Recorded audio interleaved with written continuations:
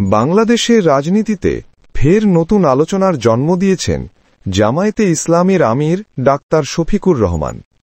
আগামী জাতীয় সংসদ নির্বাচনে আওয়ামী লীগের থাকার কোনো সুযোগ নেই, এমন মন্তব্য করেছেন তিনি।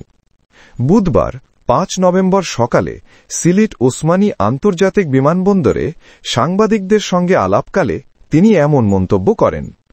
ডাক্তার শফিকুর রহমান বলেন, আমরা সবাইকে নিয়ে ২০২৬ সালের ফেব্রুয়ারিতে নির্বাচন আদায় করে ছাড়ব।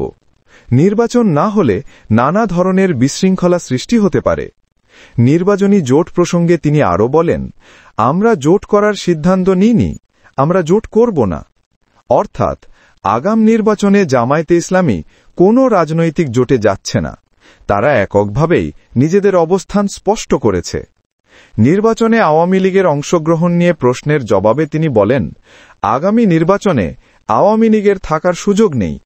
তার এই বক্তব্যে রাজনৈতিক অঙ্গনে নতুন করে উত্তেজনা তৈরি হয়েছে।